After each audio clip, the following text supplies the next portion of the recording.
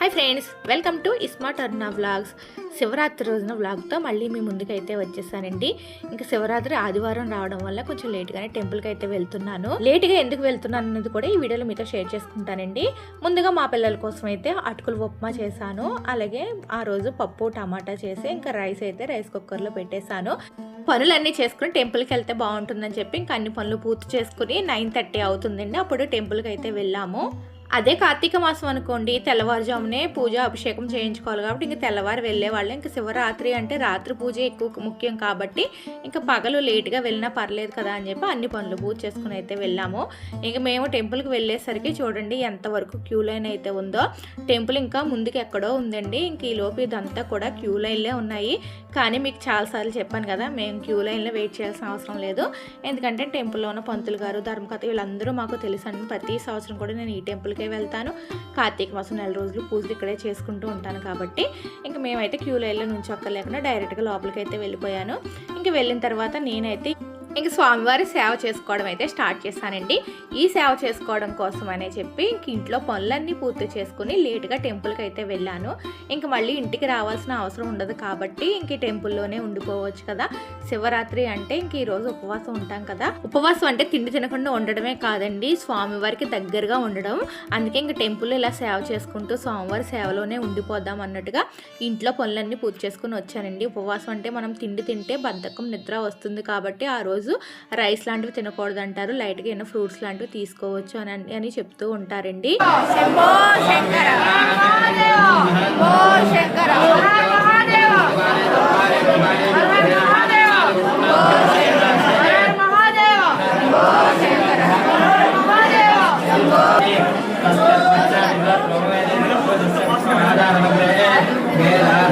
నేను స్వామివారికి బయట సేవ చేసుకుంటే మా వారు ఏంటంటే గర్భూర్లో డైరెక్ట్గా లింగానికి అభిషేకం చేసుకోవడానికి అయితే వెళ్ళారండి.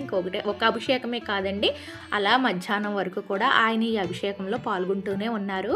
నేను చాలాసార్లు చెప్పాను కదా, మా ఇంటి దగ్గర ఉన్న టెంపుల్లో గర్భగుడిలోకి మగవాళ్ళు పంచి కట్టుకుని ఉంటే మగవాళ్ళని లోపలికి పంపిస్తారు. విఐపీసీ డోనర్స్ ఉంటారు కదా, వాళ్ళని మాత్రం లోపలికి అయితే అలౌ చేస్తారండి. ఈ విధంగా ఆయనేమో స్వామివారి సేవలో అంటే అభిషేకం సేవలో ఉంటే నేనేమో ఇక్కడ బత్తులు తీసుకొచ్చిన ఈ సెట్లన్నీ విడదీయడం ఇవన్నీ చేయడంలో నేనైతే బిజీగా ఉన్నానండి. ఈ విధంగా శివరాత్రి రోజున నేను మా వారు స్వామివారి సేవలో పాల్గొన్నామండి.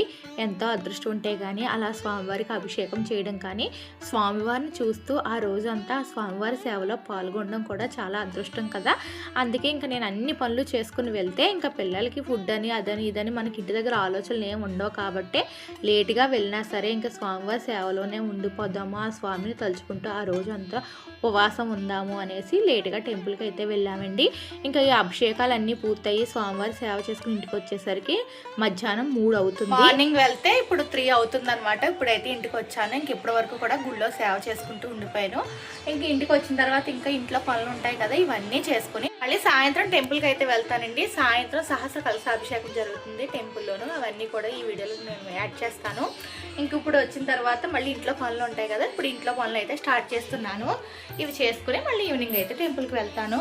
మార్నింగ్ అయితే ఫుడ్ ప్రిపేర్ చేసి వెళ్ళాను. ఇంకా వాళ్ళు తిన్న గిన్నెలు ఉంటాయి, మళ్ళీ ఇల్లు తుడుచుకుని ఇవన్నీ చేసుకుని మళ్ళీ స్నానం చేసి ఇంకా దీపం పెట్టి అలాగే స్వామివారికి అభిషేకానికి ఫ్రూట్ జ్యూస్ కూడా తీసుకువెళ్దామని చెప్పి ఇది వచ్చేసి కొత్త బ్లెండర్ అండి. ఈ బ్లెండర్ మాకు గిఫ్ట్గా వచ్చింది.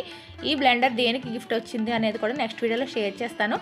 యాక్చువల్గా అయితే ముందుగా ఆ వీడియోనే మీతో షేర్ చేసుకోవాలండి, కానీ ఆ వీడియో కొంచెం లాంగ్ వీడియో అవుతుందండి. ఇంకా ఎడిటింగ్కి ఒక 2-3 గంటలైనా టైం తీసుకుంటుంది. అంత టైం అయితే దొరకట్లేదు. ఎందుకంటే ఇంట్లో పనులు చేసుకుని వీడియో ఎడిటింగ్ చేసుకుని వీడియోస్ తీసుకుని అసలు చాలా బిజీ అయిపోతుంది. అందుకే వీడియోస్ కూడా కొంచెం లేట్గా వస్తున్నాయండి. చాలా కష్టపడితే కానీ వీడియో అనేది మీ ముందుకు రాదు. ఒక 2-3 గంటలు ఎడిటింగ్ చేసి వాయిస్ ఓవర్ ఇస్తే ఆ వీడియో ఒక 10 మినిట్స్ వరకు మీ ముందుకైతే వస్తుందండి.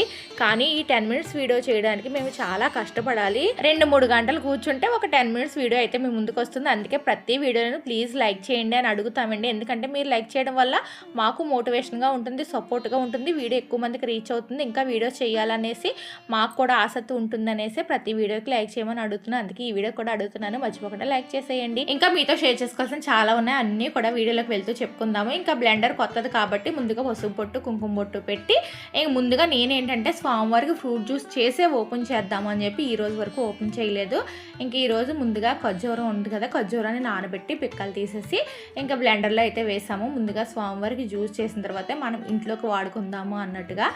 బ్లెండర్ అయితే చాలా బాగుందండి, చాలా బాగా జ్యూస్ అయితే అయ్యింది. ఖర్జూరం పిక్కలు తీసేసి నానబెట్టి వేసుకుంటే చాలా మెత్తగా జ్యూస్ అయితే చాలా బాగా వస్తుంది. ఇంకా మా చిన్నోడు ఓపెన్ చేస్తాను చెప్పి వాడే స్విచ్ ఆఫ్ ఆన్ అయితే చేశాడు. చాలా బాగా వచ్చిందనమాట. నేను ఎప్పటి నుంచి బ్లెండర్ తీసుకుందాం అనుకున్నాము, మాకు గిఫ్ట్గా వస్తుందని అనుకోలేదండి. అలాగే తర్వాత గ్రేప్స్ జ్యూస్ కూడా చేశాను. ఈ గ్రేప్ జ్యూస్ చేసిన తర్వాత మనం వడకట్టుకోవడం దానికి ఒక స్టెయినర్ లాంటి మూత అయితే ఇచ్చారండి. ఇంకా దాంతోనే మనం వడకట్టేసుకోవచ్చు. ఈ విధంగా జ్యూస్లు చేయడం అయిపోయింది. మళ్ళీ ఈవినింగ్ పిల్లలు టిఫిన్ తినాలి కదా, దానికోసం వరినొక ఉప్మా అయితే చేశానండి. వరినొక ఉప్మా అలాగే అటుకుల ఉప్మా ఇలాంటివి తొందరగా అయిపోతాయి కదా పూజల టైంలో, అందుకే అది చేసేసి మళ్ళీ ఈవినింగ్ అయితే దీపం పెట్టుకుంటున్నాము.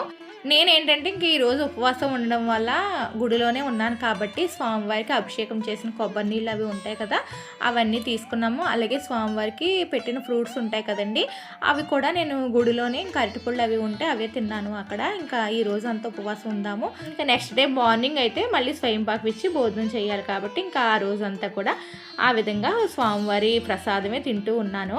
ఇంకా ఈవినింగ్ అలాగే దీపం పెట్టేసుకున్నామండి. మళ్ళీ దీపం పెట్టుకున్న తర్వాత అభిషేకం సామాన్లు అన్నీ సర్దుకొని మళ్ళీ టెంపుల్కి బయలుదేరుతున్నాము. ఇంక మేము చేసిన ఫ్రూట్ జ్యూస్, చెరుకు రసం, అలాగే పంచామృతాలు ఇవన్నీ తీసుకుని ఈవినింగ్ పూజకి అయితే వెళ్తున్నామండి. మార్నింగ్ మామూలుగా ఆవు పాలు, కొబ్బరికాయ ఇవే తీసుకువెళ్ళాము. ఇంకా శివరాత్రి అంటే నైట్ పూజ ఇంపార్టెంట్ కాబట్టి ఇంక సాయంత్రం అభిషేకం సామాన్లు అన్నీ కూడా ఎక్కువగా తీసుకుని అయితే వెళ్తున్నాము. ఇంక ఈవినింగ్ అయితే టెంపుల్ కలకల్లాడిపోతుందండి ఈ లైటింగ్తో. అలాగే మార్నింగ్ జనాలు ఎక్కువే ఉన్నారు, అలాగే ఈవినింగ్ కూడా ఎక్కువే ఉన్నారు, కానీ మార్నింగ్ కన్నా కొంచెం తక్కువ అయితే ఉన్నారండి. కానీ మార్నింగ్ అయితే జనాలు మధ్యాహ్నం 1:30, 2 అయ్యిందండి లాస్ట్ అభిషేకం పూర్తి అయ్యేసరికి. అంతవరకు కూడా అలా వస్తూనే ఉన్నారు. మరి ఆదివారం అవడం వల్ల మరి అదేమిటో తెలియదు, కానీ చాలామంది జనాలు ఉన్నారు. ఇంక సోషల్ మీడియా ప్రభావం కూడా ఎక్కువగా ఉంటుంది కదా, అంటే ఏ టైంలో ఎలా అభిషేకాలు చేయించుకోవాలి, ఇలా చేసుకోవాలి, అలా చేసుకోవాలని ఇవి కూడా ఎక్కువగా ఉండడం వల్ల అనుకుంటాను జనాలు కూడా చాలా ఎక్కువ వచ్చారు. ఇంకా ఈవినింగ్ వచ్చేసరికి ఇక్కడ సహస్ర కలశాభిషేకం జరుగుతుందని చెప్పాను కదా, ఓంకారం, శివలింగం, స్వస్తిక్ ఇవన్నీ కూడా రెడీ చేసి చెంబులు అయితే పెట్టారండి. ఇంకా ఆ చెంబుల్లో నేను ఏంటంటే మారేడు దళాలు వేస్తూ అలాగే సుగంధ ద్రవ్యాలతో వాటర్ అయితే ప్రిపేర్ చేసి ఉంచాము. ఇవన్నీ కూడా మధ్యాహ్నం కొంచెం ప్రిపేర్ చేసాము. నేను ఆ టైంలో వీడియో అయితే తీయలేదండి, ఇంక సేవ చేసుకుంటూ ఉంటున్నాను కదా అని కొంచెం తక్కువగానే వీడియోస్ అయితే తీసాను.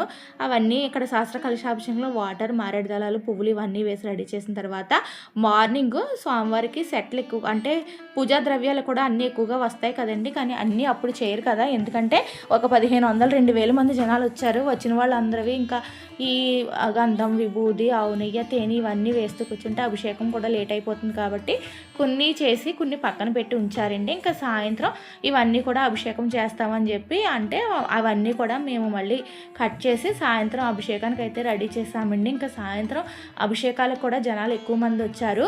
మేమేంటంటే లింగోద్భవ కాలంలో రుద్రాభిషేకం జరుగుతుందంటే ఆ అభిషేకానికి అయితే ఇంకా అవన్నీ రెడీ చేసి ఉంచాము. ఇంక ఇప్పుడు వచ్చేసి మామూలు అభిషేకాలు పూర్తయిన తర్వాత మళ్ళీ 10 గంటలకి లింగోద్భవ కాలం రుద్రాభిషేకం అయితే స్టార్ట్ చేశారండి. ఇంక ఈ అభిషేకానికి ఏంటంటే డోనర్స్ని ఎవరైనా రుద్రాభిషేకం చేయించుకునే వాళ్ళు ఉంటే వాళ్ళని మాత్రం లోపలికి అయితే అలౌ చేశారు. ఇంకా మిగిలిన వాళ్ళందరూ బయట కూర్చుని అభిషేకాలు చూడడమే.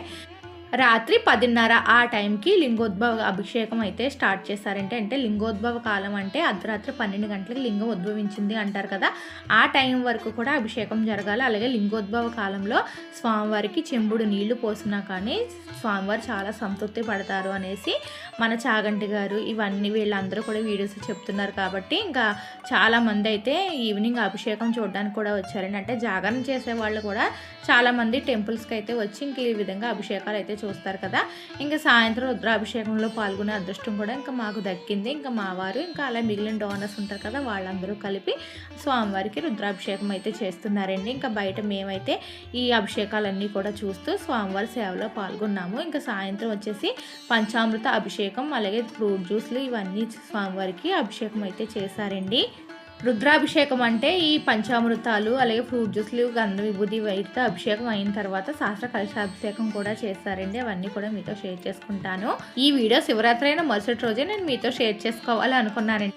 కానీ ఇంట్లో పనులు, ఈ వీడియోస్ వల్ల టైం అయితే కుదరట్లేదు. ఎందుకంటే ఇంట్లో పని అందరూ చేస్తారండి, కానీ నాకేంటంటే కొంచెం ఇల్లు ఎక్కువ నీట్గా ఉంచుకోవడం అంటే చాలా ఇష్టం అనమాట. అందుకే ప్రతిరోజు అన్నీ తుడుచుకుని రావడం, ఇవి ఒత్తుకోవడం ఇవన్నీ చేయడం వల్ల ఇంకా టైం అయితే దొరకట్లేదు. చాలామంది ఇన్స్టా కూడా స్టార్ట్ చేయండి అంటున్నారు. ఇన్స్టాగ్రామ్ అయితే ఉందండి, కానీ ఇందులో వీడియోస్ పెట్టాలంటే కూడా టైం సెట్ అవ్వదు అనేసి ఓన్లీ నేనైతే యూట్యూబ్ మాత్రమే ఇంపార్టెంట్ అయితే ఇచ్చి యూట్యూబ్లో ఎక్కువ పెడుతున్నాను. ఇన్స్టా కూడా స్టార్ట్ చేయాలండి, చూద్దాము. ఇంకా టైం అయితే ఏదో ఒకలాగా సెట్ చేసుకోవాలి, కుదుర్చుకోవాలి అనేసి అనుకుంటున్నాను. ఎందుకంటే చాలా వీడియోస్ పెండింగ్లో ఉండిపోతున్నాయి, అలాగే డైలీ వీడియో కూడా పెట్టలేకపోతున్నాను. అలాగే మన ఛానల్కి మానిటైజేషన్ ఒకటి తీసేస్తారు కదండి, ఈ బాధ కూడా కొంచెం ఉందన్నమాట. మానిటైజేషన్ పోయింది, ఎంత కష్టపడి వీడియోస్ పెడుతున్నాము, అసలు మానిటైజేషనే లేదు కదా అనిపిస్తుంది. కానీ మానిటైజేషన్ లేదని వీడియోస్ చేయడం మానేస్తే కనుక ఇంకా మన ఛానల్ డౌన్ అయిపోతుంది అన్నట్టుగా మళ్ళీ వీడియోస్ అయితే పెడుతున్నానండి. అందుకే కొత్తగా ఎవరైనా ఛానల్ స్టార్ట్ చేసినట్లయితే ప్లీజ్ మీరు ఎవరు కూడా ఆ మ్యూజిక్ కానీ సాంగ్స్ కానీ పెట్టేటప్పుడు కొంచెం ఆలోచించి పెట్టండి. అలాగే సహస్ర కలశాభిషేకం కూడా పూర్తయిందండి. చెంబులతో బయట మేము వాటర్ నింపాం కదా, అవి బయట ఆడవాళ్ళు తీసుకెళ్ళి లోపల ఉన్న మగవాళ్ళకి ఇస్తే వాళ్ళైతే స్వామివారికి అభిషేకం చేశారు. తర్వాత స్వామివారికి అలంకరించేసి హారతి అయితే ఇచ్చారండి. ఇంకా నైట్ ఇంక నేను మా వారు పూజ అయిన తర్వాత ఇంటికైతే వెళ్తున్నాము. ఇంటికి వెళ్ళేసరికి టైం వచ్చేసి 1:30 అయింది. ఇంకా జాగరణ ఉండాలి కదా, బీచ్కి వెళ్దామంటే ఇంకా మా వారు ఏంటంటే మార్నింగ్ నుంచి అభిషేకంలో ఉండడం వల్ల ఇంకా నీరసంగా ఉంది, బీచ్కి వద్దు అన్నారు. అంటే బీచ్కి వెళ్దామంటే ఏంటంటే వైజాగ్లో శివరాత్రి అయిన మరుసటి రోజు ప్రతి ఒక్కళ్ళు కూడా బీచ్కి వెళ్ళి స్నానం చేసి వస్తారండి. ఇంకా నైట్ నేను వెళ్ళలేక, అలాగే నాకు కూడా నీరసంగా ఉండడం వల్ల ఇంకా 2 గంటల వరకు మెలకుగా ఉండి తర్వాత అయితే పడుకుండిపోయాను. ఎందుకు పడుకున్నాను అంటే ఆ నెక్స్ట్ డే కూడా పడుకోకూడదటండి. నైట్ అంతా కనుక జాగరణ చేసామంటే ఆ నెక్స్ట్ డే కూడా స్వయం పాకం ఇచ్చి వచ్చి ఫుడ్ తిని ఆ తర్వాత రోజు సాయంత్రం చంద్రుడిని చూసిన తర్వాతే పడుకోవాలంటే ఇంకా అందుకే 2 అయ్యే వరకు ఉండి తర్వాత అయితే నేను పడుకుండిపోయి ఇంకా ఆ నెక్స్ట్ డే సోమవారం కదా మళ్ళీ శివాలయానికి వెళ్ళి అభిషేకం చేయించుకుని మళ్ళీ అక్కడ ఉన్న పంతులు గారికి స్వయం పాకం ఇచ్చి వచ్చి అప్పుడు టిఫిన్ అయితే తిన్నానండి. ఈ విధంగా శివరాత్రి రోజున నా ఉపవాసం, జాగరణ, స్వామివారి సేవలో గడిచిపోయింది. చూసారు కదా ఫ్రెండ్స్, శివరాత్రి రోజున వ్లాగ్ మీకు ఎలా అనిపించింది? మీకు నచ్చినట్లయితే లైక్, షేర్, సబ్స్క్రైబ్ చేయడం మర్చిపోకండి. తప్పకుండా లైక్ చేయండి. అలాగే మీ వీడియోని మీ ఫ్రెండ్స్, ఫ్యామిలీ మెంబర్కి షేర్ చేయండి. Bye bye.